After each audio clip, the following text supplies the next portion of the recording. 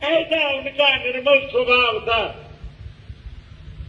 कोई भी उनके सामने अपराध स्वीकार कर लेता तो अपराधी को कभी अपराधी नहीं मानते। एक व्यक्ति ने सत्संग के समय में, सत्संग के अंदर कलकत्ते में मालापाड़ा के अंदर उन दिनों गोविंद भवन कार्यालय था, वहां पर 5 तल्ला,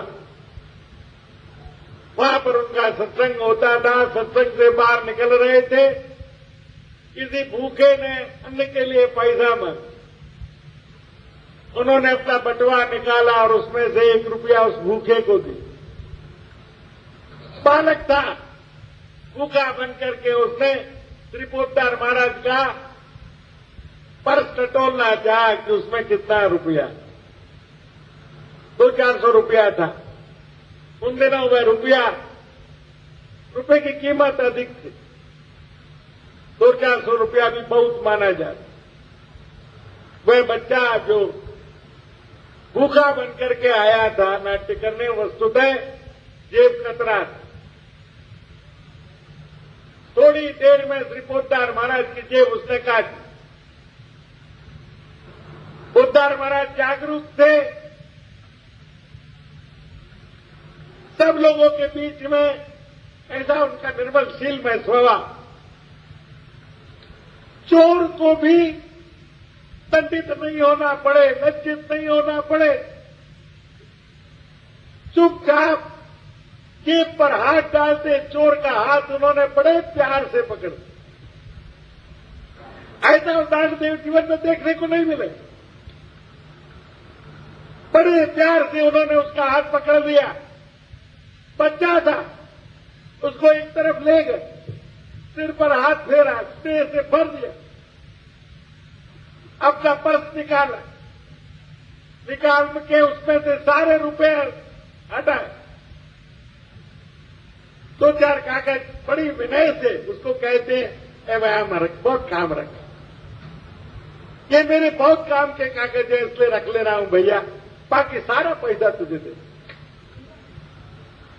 उसके हाथ में सारे पैसे रख दिए, रख के उसे कहते हैं, भैया भगवत बुद्धि किसे कहते हैं, प्रीति बुद्धि किसे कहते हैं, देखो जीवन में कोई अपना सकता है क्या? हम लोग तो सर्वथा असफल हैं। साधु हो करके भी उस गृहस्थ के सद्व्यवहार का आचरण करने में सर्वथा असफल। एक तरफ ले जाके कहते हैं, भैया तू मेरे कहने से चोरी तो छोड़ेगा, किंतु पैसा ये सारा ले ले, तू आवश्यकतामंद है तब न तुझे चोरी करनी पड़ रही है। पर आज से एक मेरी बात है, भूखा हूं कह करके किसी की जेब की तलाशी मत लिया, नहीं तो कोई सचमुच भूखा होगा और वो कहेगा कि मैं भूखा हूं, तब भी उस पर लोग अविश्वास करें। भूखे भगवान भूखे रह जाएंगे, उन भगवान पर विश्वास करके कोई उनकी बुभुक्षा निवृत्त करने के लिए उन्हें भोग नहीं लगाएगा। इसलिए भैया इतनी बात मेरी मान ले। और ये पैसा, सारा पैसा उसके हाथ में रख दिया, उसके अंदर शुद्ध भगवान जग गए। एक बार तो वो पैसा ले गया, दूसरे दिन सत्संग के अंदर फिर खड़ा हुआ दिखाई पड़ा श्री पोद्दार महाराज। उनको भय नहीं था करो, उन्होंने देखा शायद ये कुछ कहने आया है, उसे बुला लिया अपने पास में और बैठा लिया जैसे बहुत परिचित। उनके प्रेम व्यवहार में दानों संधि छपी हुई थी, प्यार दान भी, और संभवतः किसी दूसरे की जेब भी न कटे, इसके प्रति भी सावधानी हो जाए। पास बुला लिया, बैठा लिया, बड़े प्यार, जैसे उनका बहुत परिचित अपने से अपना हो। उसके बाद में जब सत्संग समाप्त हो गया तो वो व्यक्ति पैरों पड़ गया, कहने लगा, महाराज आप जैसा आप व्यक्ति देखा नहीं, अगर कोई दूसरा होता तो मेरी ऐसी पिटाई होती कि 10-20 दिन तक मेरी मां को मुझे हल्दी तेल लगाना पड़ा। कलकत्ते में जेब कतरों को जो आता है उसको बड़ी निर्भरता से मना, परंतु आप कृपा करके मुझको कोई काम दे दीजिए।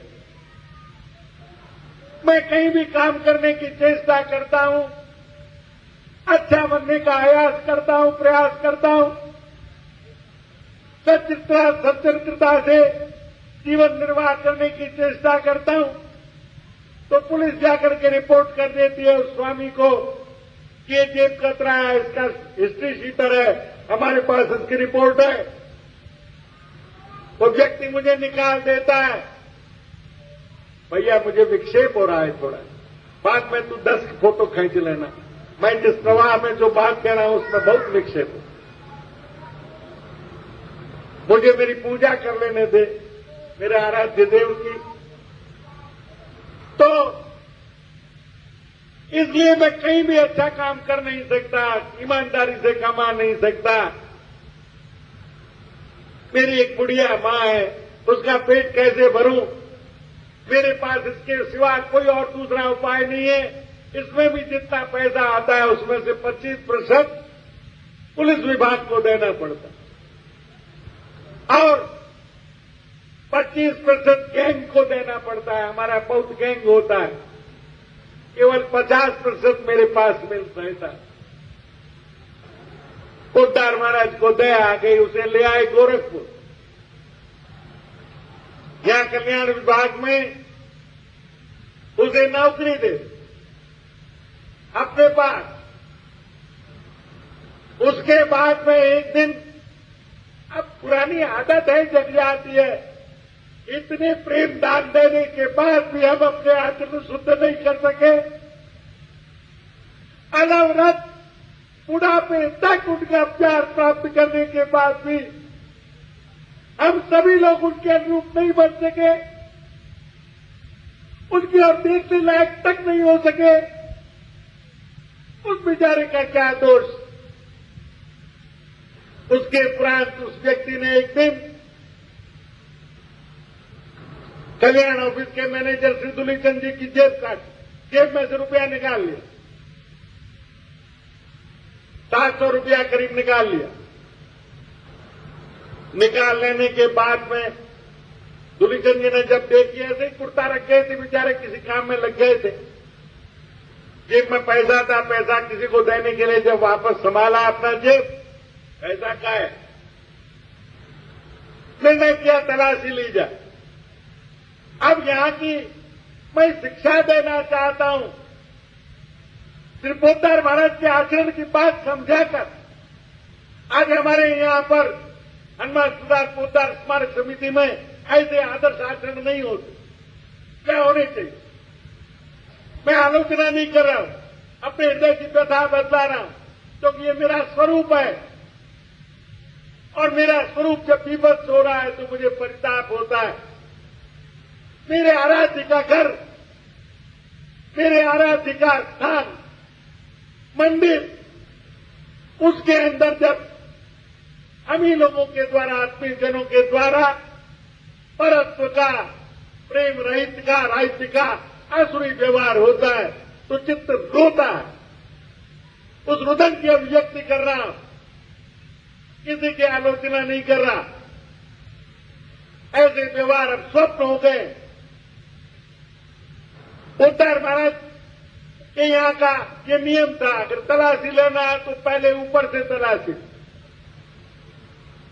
दुलीचंद जी पुजारी श्री पोद्दार महाराज के पास पहुंचे उनके कमरे में कि मुझे सबकी तलाशी लेनी है, पहले आप अपनी तलाशी दे दो। मेरे 700 रुपए चोरी गए। यहां पर कोई दूसरा बाहर का व्यक्ति नहीं है, जितने व्यक्ति बैठे हैं वो कोई बाहर जाएंगे नहीं। श्री पोद्दार महाराज ने ऐसा अभिनय किया जैसे क्या हो गया न जाने। कहा भाया मेरे पास तो 3-4 रुपया है भाया, 700 रुपया कहीं को नहीं मेरे को, देख ले भाया, मेरी बेटी बेटी देख ले, सब देख ले। उसके बाद चिमनलाल जी गोस्वामी की तलाशी ली गई, उनके पास कुछ मिलने का प्रश्न ही नहीं था। अब उस व्यक्ति की जब तलाशी लेने का समय आया, अपने ऑफिस में बैठे हुए और बाहर से दृष्टि रखने वाले श्री पोद्दार महाराज ने उस व्यक्ति को बुला कहते हैं भैया मेरा बहुत जरूरी काम है, तू तुरंत ही चलो जा गीता प्रेस, बहुत जरूरी कागज है, मैंने प्रेस भेजना है, मैं तू तुरंत ही चलो जा। वो तो जाना चाहता ही था, रुपया तो उसके पास था, पकड़ा जाता। जैसे ही पोद्दार महाराज का आदेश पाकर कागज लेकर बाहर निकलने लग गया तो श्री तुलसीचंद जी ने कहा भैया ठहर जा रे, तलाशी दे के जा, ऐसे नहीं। और श्री पोद्दार महाराज का गर्जन, उस समय उनका क्रोधाभिनय, उनका रौद्र स्वरूप देखने लायक, बड़े जोर से बिगड़ गए। बिगड़ के डरते हुए कहते हैं मैं गंगा जल उठा के कहूं, उस समय वो हकलाते थे, ऐसा प्यार भरी बोली उसकी होती थी। जब क्रोध में वो गर्जना करते थे उस समय उनकी जबान हकलाने लग जाती थी, शब्द मुख से उच्चरित नहीं होते थे, पर उनकी मुखमुद्रा देख करके उन पर न्यौछावर हो जाने की इच्छा। इतने जोर से पकड़ गए, मैं गंगा जल हाथ में लेके कहूं इस छोरे पर बिल्कुल तू शंका कराए, अब बहुत महापाप है, और बिल्कुल कर लिया, मेरे पर विश्वास कर, मैंने बहुत जरूरी काम है, जल्दी में भेजना है, क्या रहा जा तू जा नहीं।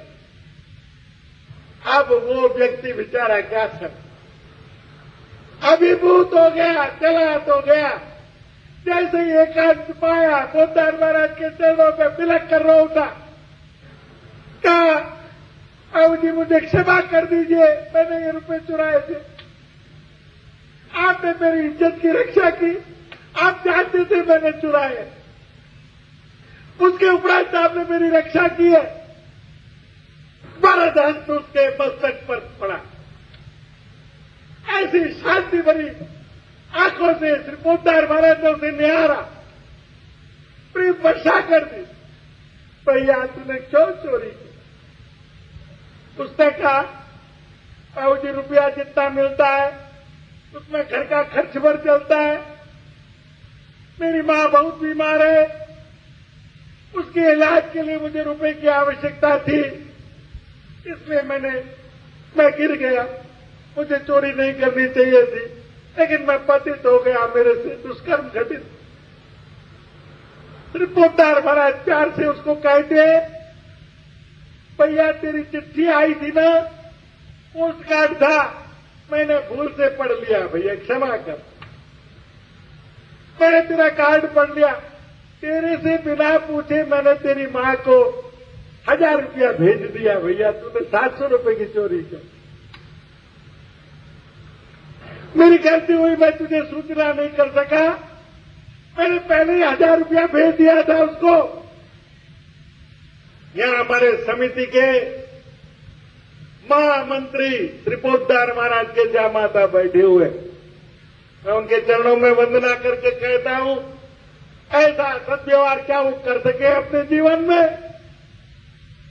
मुझे नाम लेके किसी को नहीं कहना चाहिए, किंतु मैं अपने आप को रोता हूं, मैं ऐसा सद्व्यवहार साधु होकर के भी नहीं कर पाया, और अब में से कोई भी ऐसा व्यवहार करने की हिम्मत नहीं बटोर सकता।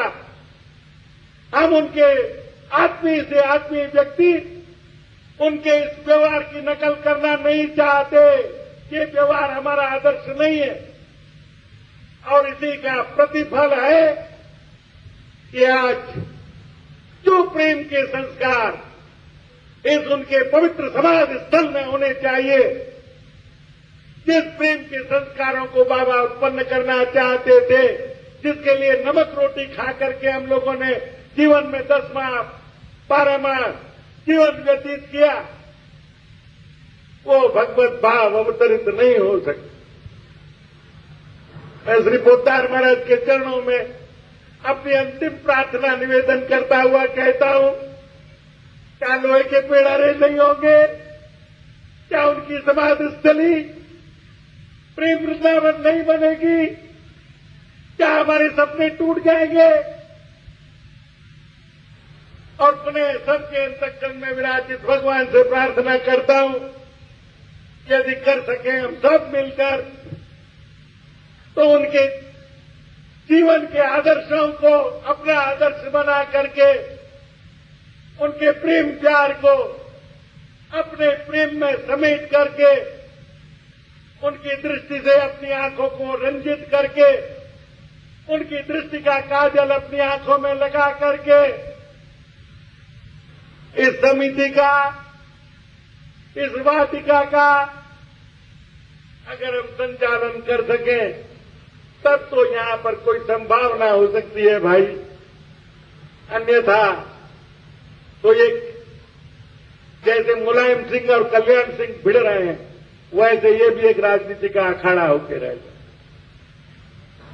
10 दिन पूजा करने के लिए आया था मेरे आराध्य देव की, परंतु पूजा कर नहीं सका। जैसी पूजा करनी चाहिए थी वैसी पूजा, ऐसा उनका निर्मल स्वभाव था।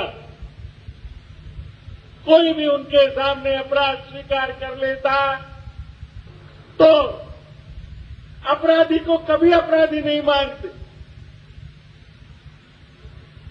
एक व्यक्ति ने सत्संग के समय में,